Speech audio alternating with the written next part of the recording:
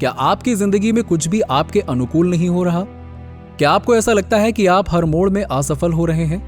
क्या आपने कोई ऐसी नौकरी या रिश्ता खो दिया है जो वास्तव में आपके लिए मायने रखता था? ये सब चीजें मेरे साथ भी हुई हैं और मुझे ये महसूस करने में बहुत समय लगा कि मेरे लिए यूनिवर्स की ग्रैंड प्लानिंग मुझसे बहुत अलग थी।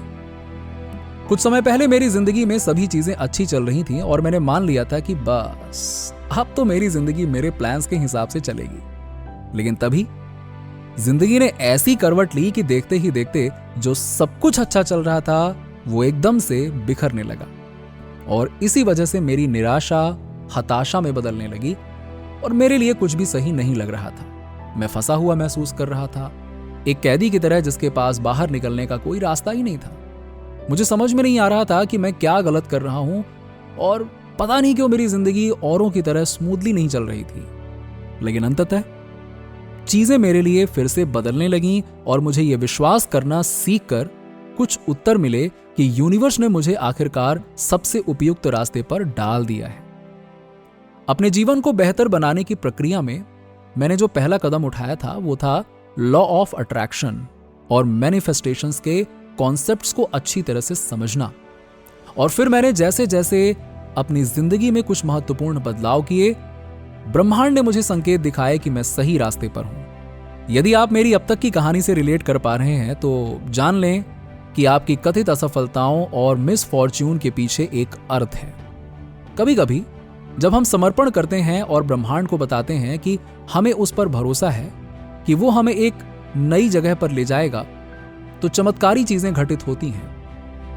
हो सकता है कि वो उतनी जल्दी या उतनी सहजता से ना घटित हो जितनी हम चाहते हैं, लेकिन वो आपके लिए ब्रह्मांड की परफेक्ट टाइमिंग के अनुसार घटित होंगे। इसीलिए जितना अधिक आप कहते हैं यूनिवर्स मुझे आप पर भरोसा है, कृपया मुझे वहां ले जाएं जहां मुझे होना चाहिए, तो हर वो चीज धीरे धीरे करके आपके सामने आएगी जिसकी आप इच्छा रखते हैं।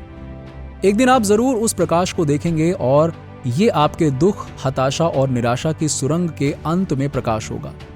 वो प्रकाश तब तक बड़ा और बड़ा होता जाएगा जब तक वो आपको घेर ना ले और आपके लिए आशीर्वाद न ले आए। आपके साथ कभी ऐसा नहीं हुआ होगा कि आप फ्यूचर के लिए प्लान्स बनाएं, सपने देखें कि आपका जीवन कैसा होगा, इनफैक्ट सब कुछ कैसा होगा, इसकी स्पष्ट मेंटल इमेज आपके दिमाग में होगी। हम में से बहुत से लोग आगे की योजना बनाते हैं, कल्पना करते हैं कि हमारा पूरा जीवन कैसा होगा। एक अच्छी तनख्वाह वाली नौकरी, एक अच्छी कार, एक अच्छा घर, अच्छी चीजें, बहुत सारा पैसा चाहते हैं ताकि हम सभी प्रकार की चीजें खरीद सकें जो हमारे पास नहीं है। बट ऐसा जरूरी नहीं है कि हर चीज आपकी योजना के मुताबिक चले। कई बार जिंदगी में ऐसी उथल पुथल भी होती है जो हमारी कल्पना से भी परे होती है। लेकिन उथल पुथल का एक मतलब यह भी है कि यूनिवर्स आपकी लाइफ को दोबारा से रीअरेंज करना चाहता है। अगर मैं अपनी बात करूं तो इन दिनों मैं उस लाइफ से बिल्कुल अलग जिंदगी जी रहा हूं जो मैं पहले जी रहा था।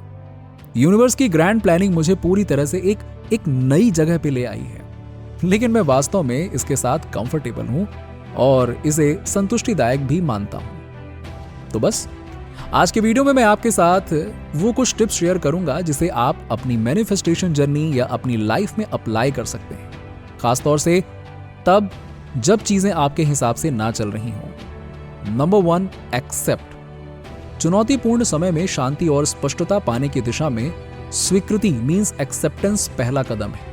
इसमें बिना किसी प्रतिरोध या इनकार के आपकी वर्तमान स्थिति को स्वीकार करना शामिल है।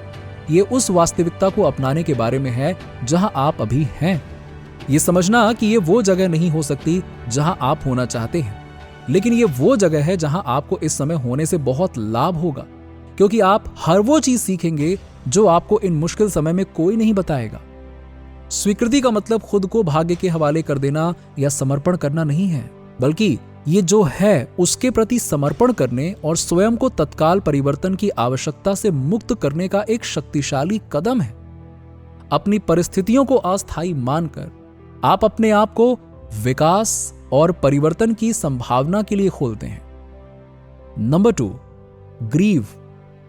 नुकसान के प्रति दुख एक स्वाभाविक प्रतिक्रिया है, चाहे वो किसी भी रिलेशनशिप, जॉब या अपॉर्चुनिटी का नुकसान हो।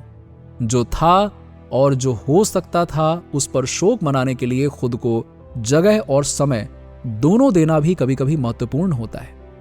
अपने दुख की भावनाओं को दबाने या अनदेखा करने से लंबे समय तक दर्द हो सकता है और आगे बढ़ने की आपकी क्षमता में बाधा आ सकती है। इसके बजाय अपनी भावनाओं का सम्मान करें और खुद को उन्हें पूरी तरह महसूस करने की अनुमति दें, क्योंकि कभी कभी रो लेने से भी काफी सारी तकलीफें दूर हो जाती हैं। Number 3, ask the universe for the help. जब आप खुद को ऐसी स्थिति में पाते हैं जहां आप असहाय महसूस करते हैं, तो हायर फोर्सेस से सहायता मांगने में कभी ना हिचकिचाएं। चाहे आप इसे यूनिवर्स कहें, एक हायर सेल्फ या डिवाइन फोर्स, मदद के लिए पहुंचना समर्पण और विश्वास का एक शक्तिशाली एक्शन है। आप यूनिवर्स से किसी भी तरह से मदद मांग सकते हैं। कुछ लोग प्रार्थना करना पसंद करते हैं, अन्य लोग मेडिटेशन और अपने इनर गाइडेंस से जुड़ना पसंद करते हैं।